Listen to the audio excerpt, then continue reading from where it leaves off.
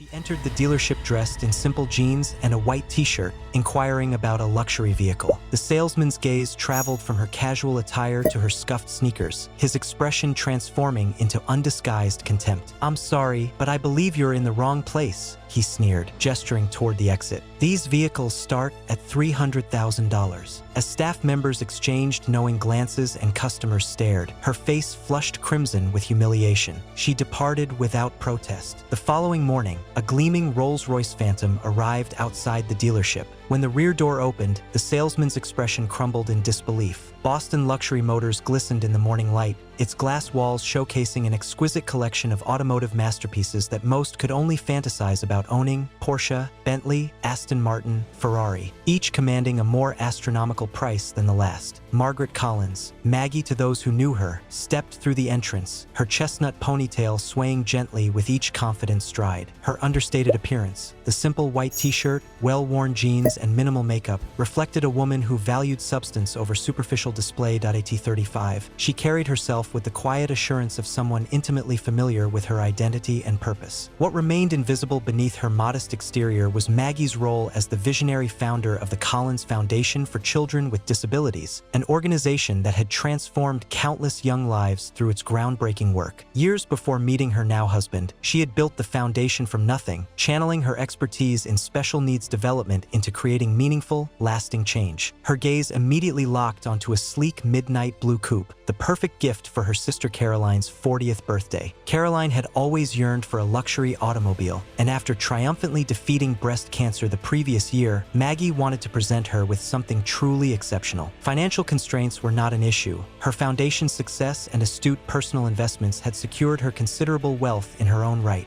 Across the showroom, Blake Thompson adjusted his immaculate blue tie and straightened his tailored navy suit. As sales manager, he prided himself on his ability to instantly identify serious buyers. At the sight of Maggie in her casual attire, he smirked knowingly at his colleagues. This would prove amusing. "Good morning," Maggie greeted a young salesman who approached. "Welcome to Boston Luxury Motors. I'm Daniel. Is there something specific that interests you today?" Before Maggie could respond, Blake smoothly intercepted. "I'll handle this, Daniel," he announced, then turned to Maggie with a practiced smile that failed to reach his eyes. "Looking for directions, ma'am?" And thus began Maggie's experience at the dealership, an encounter that would profoundly alter perspectives for everyone involved. "Actually," Maggie replied pleasantly, "I'm interested in that midnight blue coupe." She indicated the $285,000 vehicle displayed on an elevated platform. Blake Thompson's smile tightened perceptibly. He'd encountered this scenario countless times. Dreamers wandering in to fantasize about vehicles they could never afford. With end-of-month quotas looming and 3 serious buyers expected that afternoon, he had no patience for such indulgences. "That's the limited edition Azure. Only 15 were manufactured this year," he emphasized, his tone suggesting he was addressing a child. "Perhaps I could direct you to our used car division? They're located in a separate building, approximately 3 blocks east." Maggie noticed how his gaze lingered judgmentally on her simple clothing, particularly her worn sneakers. Such assessments were familiar territory. She deliberately chose this lifestyle, finding liberation in simplicity despite her access to substantial wealth. "I'd really like to learn more about this particular model," she persisted courteously. "Would it be possible to view the interior?" Blake's expression soured visibly. Behind him, 2 salesmen exchanged knowing glances. "The Azure is available by appointment only," he fabricated smoothly. "Our serious clients typically schedule private viewings." Just then, a couple adorned in designer apparel entered, and Blake's demeanor transformed instantly. "Please excuse me," he said to Maggie without making eye contact. "Why don't you take a brochure? Daniel can assist you with that." He strode toward the newcomers, arms extended in welcome. "Mr. and Mrs. Harrington, wonderful to see you again." Daniel, the youthful salesman, approached Maggie with an apologetic smile. He couldn't have been older than 25, and his suit appeared noticeably oversized. "I'm sorry about that," he offered quietly. "Would you like me to tell you about the Azure?" "I would, thank you," Maggie replied. As Daniel enthusiastically described the vehicle's features, Maggie observed Blake escorting the elegantly dressed couple directly to the Azure. He opened the door with theatrical flourish, inviting Mrs. Harrington to experience the interior of the same vehicle he had claimed was available by appointment only. "That's quite all right," Maggie assured the visibly uncomfortable Daniel. "I understand how these dynamics operate." Across the showroom, showroom, Blake was performing his well-rehearsed sales presentation. This particular model has an 8-month waiting list, but I've reserved one specifically for exceptional clients. Mrs. Harrington caressed the luxurious leather interior. It's exquisite, but I'm uncertain about the color. We could certainly explore custom options, Blake assured her. Maggie approached quietly, positioning herself within earshot. "Excuse me," she interjected. "I was hoping to inquire about purchasing this model." Blake's complexion reddened visibly. "As I mentioned earlier, this vehicle is currently being shown to these customers," he responded with barely contained irritation. "Perhaps you could return another time or, as I suggested, explore our used car options." The couple exchanged uncomfortable glances between Blake and Maggie. "I'm specifically interested in this car," Maggie stated calmly, "for my sister's birthday next month." Blake stepped away from the Harringtons, lowering his voice. "Look, I understand people enjoy fantasizing, but this is a business establishment.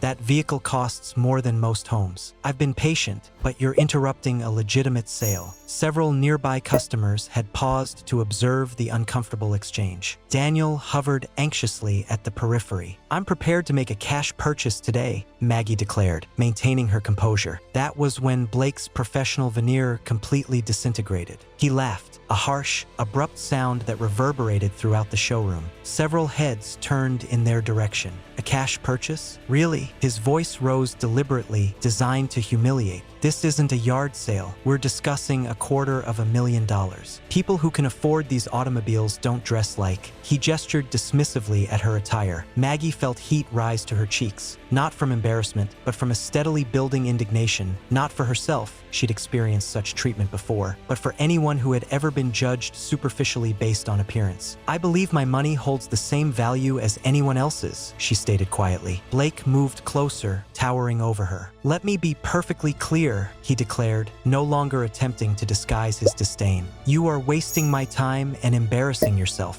Either make an appointment for a serious discussion dressed appropriately, or please vacate the premises." The showroom had fallen silent. The Harringtons had distanced themselves from the car, visibly uncomfortable. "Is there a problem here?" A new voice joined the conversation. The dealership's owner, Richard Mason, drawn by the commotion. Blake straightened his tie. "No problem, sir. Just explaining to this lady that we operate by appointment for serious buyers." Richard Mason quickly assessed the situation, taking in Maggie's modest appearance and the watching audience. His expression revealed which side he supported. "I see. MS? Collins," Maggie supplied. "Margaret Collins. Ms. Collins, perhaps there's been a misunderstanding. Our clientele typically understand the exclusivity of your vehicles," Maggie completed, her voice steady despite the humiliation burning in her chest. "I understand perfectly. Your sales manager has made your policies abundantly clear." Blake stepped forward again, his tone dripping with condescension. "If you're genuinely interested, which I doubt, you can call for an appointment, but I'd suggest bringing proof of funds and dressing appropriately. These cars," he gestured around the showroom, "are for a certain class of people." A murmur rippled through the onlookers. Someone snickered. Maggie surveyed the judging faces, Blake's smug expression, and the owner's tacit approval of his employees' behavior. She'd encountered discrimination before, but rarely so blatantly, so publicly. "I see," she said simply, dignity intact but spirits bruised. She turned and walked toward the exit. Behind her, she heard Blake's voice, not quite quiet enough. "Some people just don't know their place." As she pushed through the glass doors into the morning sunlight, Maggie retrieved her phone. The humiliation stung, but a small, resolute smile formed on her lips as she dialed. The Collins estate resided on 5 tranquil acres outside Boston, its understated elegance revealing nothing of the billions behind its ownership. Alexander Collins preferred this discretion.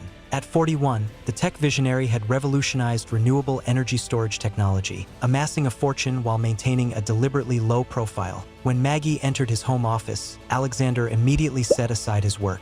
15 years of marriage had taught him to interpret her expressions with precision. Something was wrong. "What happened?" he inquired, moving around his desk to meet her. Maggie sank into a leather chair, the morning's events washing over her anew. "It was educational," she replied with a wry smile that failed to reach her eyes. She recounted her experience at the dealership, The condescension, the humiliation, the blatant discrimination. As she spoke, Alexander's expression darkened, but he remained silent, providing her space to process. "It's not about me," she concluded. "I have the privilege of walking away knowing the truth. But how many people endure such treatment daily without the comfort of knowing they could actually afford what they're being denied?" Alexander nodded thoughtfully. In their years together, this had always moved him most profoundly about Maggie, her consistent concern for others, even when she herself had been wronged. "So what would you like to do about it?" he finally asked. "Part of me wants to do nothing," she admitted. "Just purchase Caroline's gift elsewhere. But then I think about that young salesman, Daniel, who treated me respectfully regardless of my appearance. And I think about all the people who face that kind of judgment without any recourse." She looked directly at Alexander. "These people need to understand that worth isn't determined by appearance, but I don't want vengeance. I want awareness." Alexander nodded slowly, a plan forming. "I think I might have an idea that accomplishes both." "Nothing too dramatic," Maggie cautioned, knowing her husband's protective instincts. "No purchasing the dealership and firing everyone." Alexander laughed. "Nothing so cliché, but maybe," he leaned forward, eyes twinkling, "a little education is in order." Together they crafted a plan, not for revenge, but for enlightenment.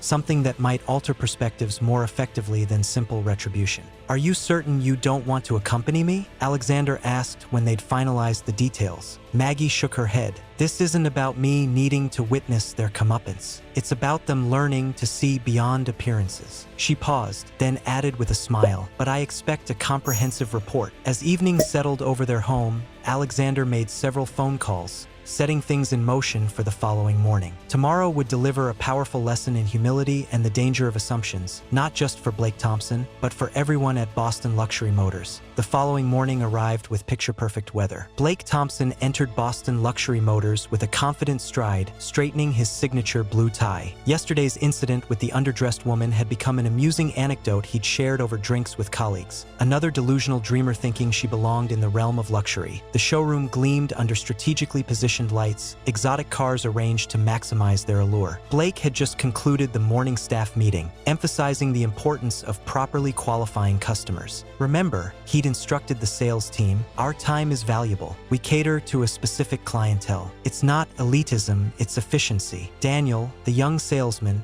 had remained silent during the meeting, his discomfort evident. Blake made a mental note to discuss proper customer assessment with him. At precisely 10:17 a.m., the distinctive purr of an exceptional engine drew attention outside. Through the floor-to-ceiling windows, a vehicle unlike any other glided to a stop directly before the main entrance. Conversations halted mid-sentence. Even Blake, typically unimpressed by luxury vehicles given his daily proximity to them, felt his pulse quicken. A Rolls-Royce Phantom extended wheelbase, but not just any Phantom. This was a custom model with a unique midnight blue finish that seemed to shift colors in the sunlight. Conservative estimates would value it north of $1.2 million.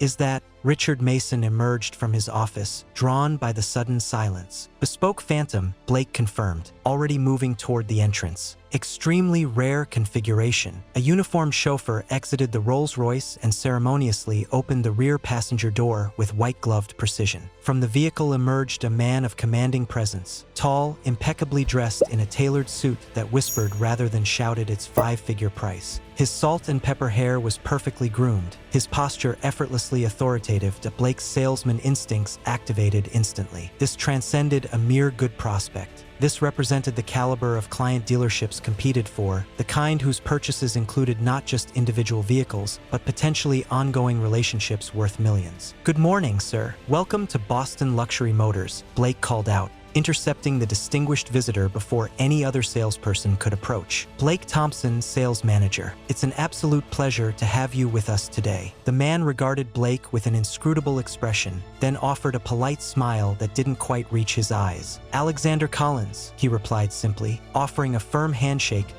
Blake's mind raced. The name sounded vaguely familiar, but he couldn't immediately place it. Regardless, the Rolls-Royce spoke volumes about the man's financial status. "Mr. Collins, it's truly an honor. What brings you to our humble establishment today? Perhaps I could show you our newest arrivals? We just received a limited edition." Alexander raised a hand slightly, halting Blake's practiced pitch. "Actually, I'm here about a specific vehicle, the Azure Coupe, midnight blue." Blake's smile broadened. Excellent choice, sir. One of only 15 produced this year. I'd be delighted to show you. It's actually right over. I know where it is, Alexander interrupted smoothly. My wife was here yesterday expressing interest in it. Blake's customer service smile remained fixed, though confusion flickered in his eyes. Your wife? I don't recall. No, Mr. Thompson. You assisted her, or rather, you refused to assist her. Margaret Collins. She was wearing jeans and a white t-shirt. You suggested she might be more comfortable looking at used cars. The blood drained from Blake's face as realization dawned. Behind him, he heard a small gasp from Daniel, who had been hovering nearby. Mr. Collins,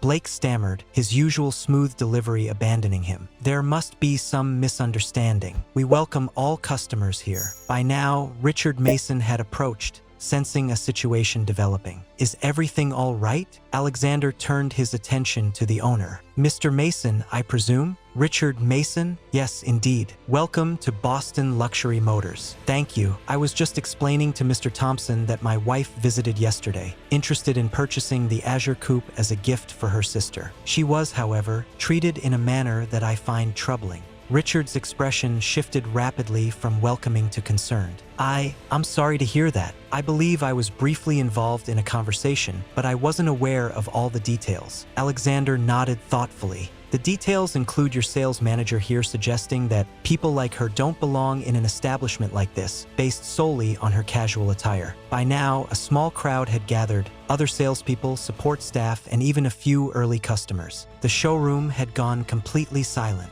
Mr. Collins, Blake began, desperation creeping into his voice. If there was any misunderstanding, it wasn't a misunderstanding, Daniel suddenly declared. All eyes turned to the young salesman, who appeared surprised by his own courage. Ms. Collins was treated poorly. She was polite and specific about her interest in the Azure, and she was dismissed repeatedly based on her appearance. Blake shot Daniel a withering look, but the damage was done. Alexander turned back to Richard Mason. You know, it's interesting. My wife founded and runs the Collins Foundation for Children with Disabilities. It's been her life's work since before I met her. She's raised over $50 million for specialized medical equipment and educational programs. He paused, allowing this to register. Maggie chooses to dress simply because she believes in living modestly despite our means. She finds it keeps her connected to the families she helps. It's one of the countless reasons I love her. Richard Mason had gone pale. Mr. Collins, I assure you this does not reflect the values of our dealership.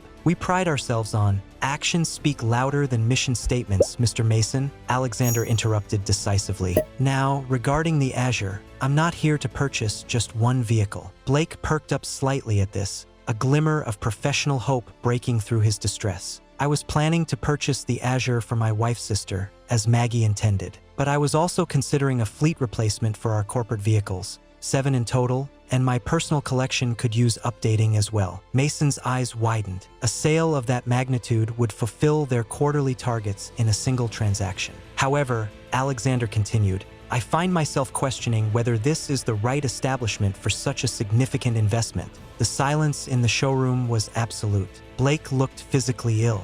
Mr. Collins, Richard began desperately, I cannot apologize enough for this unfortunate incident. I assure you this is not how we conduct business. Please allow us to make this right. Alexander considered this momentarily. Perhaps there is a way forward, he finally conceded, but it would require more than just selling me cars. Anything, Richard assured him quickly. The Collins Foundation is hosting a benefit gala next month. We're raising funds for a new adaptive sports complex for children with physical disability. He turned to the mortified sales manager. Blake, I think your presence would be educational. Blake swallowed hard. Sir, not as a guest, Alexander clarified. As a volunteer, the foundation is always seeking people to assist with setup, to support the children, to witness firsthand the work being accomplished. The implications were unmistakable. This transcended merely selling automobiles. It concerned learning a fundamental lesson in human value. Additionally, Alexander continued, addressing Richard Mason, the dealership might consider implementing a training program on unconscious bias. I know several excellent consultants. Richard nodded emphatically. Absolutely.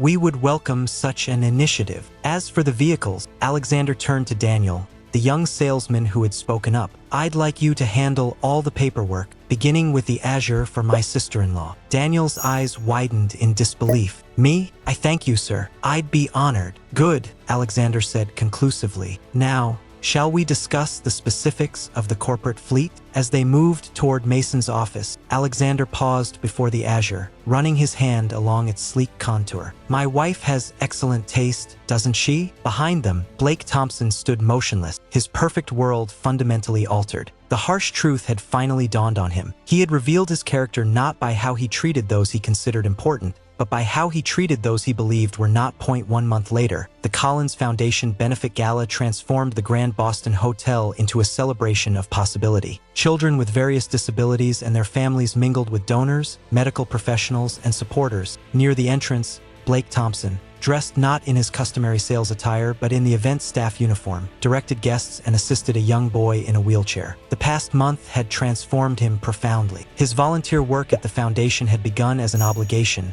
the price of professional survival, but something unexpected had transpired as he witnessed the challenges these children confronted daily and the dignity with which they faced them. Across the room, Maggie Collins, elegant in a simple blue dress, approached him. Despite knowing her identity now, Blake was struck again by her lack of pretension. "How are you finding the experience, Blake?" she inquired. He considered the question seriously. "Humbling," he finally answered, "and necessary." Maggie nodded. "Thomas seems to have taken a liking to you," she observed, referring to the boy in the wheelchair. "He's teaching me about adaptive basketball," Blake admitted. "Apparently, I have terrible form." This elicited a genuine laugh from Maggie. "He's an honest coach." Blake's expression grew serious. "Mrs. Collins, I know I've apologized formally, but I need to express it directly. I'm truly sorry for how I treated you." "There's no excuse. You're right. There isn't," she agreed, but without malice. "The question is what you've learned. That worth isn't determined by appearance, position, or possessions," he reflected thoughtfully, "and that everyone deserves respect until they prove otherwise, not the reverse." "Good lessons," Maggie acknowledged. "Expensive ones too, I imagine." Blake nodded ruefully, contemplating the substantial business the dealership had forfeited when Alexander Collins decided to purchase only the Azure and not the additional fleet. "Worth every penny," he replied sincerely. Across the room, Alexander joined them, placing a gentle hand on his wife's shoulder. "Blake was just sharing some of his insights," Maggie explained. Alexander nodded. "I hear you've become quite involved with the adaptive sports program." "Yes, sir. In fact, I've committed to continue volunteering after my required period." He hesitated, then added, "And I've been collaborating with Mr. Mason on revamping our customer approach at the dealership. No more qualifying by appearance." "I'm pleased to hear it," Alexander said, then surprised Blake by adding, "Which reminds me, that corporate fleet I mentioned, we're still in the market. Perhaps you could manage that transaction. Daniel speaks highly of how you've been mentoring him." Blake's expression registered shock before settling into genuine gratitude. "I would be honored, Mr. Collins, truly honored." Later that evening, as the event concluded, Blake observed Maggie and Alexander Collins working the room, not flaunting their wealth or influence, but connecting genuinely with each child and family. He reflected on how completely his perception had been transformed. A month ago, he would have dismissed someone like Maggie Collins based on her casual appearance. Now, he understood that true value transcended designer labels, luxury automobiles, or executive titles. A.S. Blake helped Thomas back into his wheelchair after a photo session. The boy grinned up at him. "You know what, Mr. Blake? You're pretty cool for a grown-up." Blake smiled. "Coming from you, Thomas, that's the highest compliment I've received in a very long time." And he meant it. "We all make judgments based on appearances, don't we?" But as Blake Thompson discovered, looking beyond the surface can reveal extraordinary people and life-changing opportunities. The true measure of wealth has nothing to do with your bank account. It's about how you treat others when you think no one important is watching.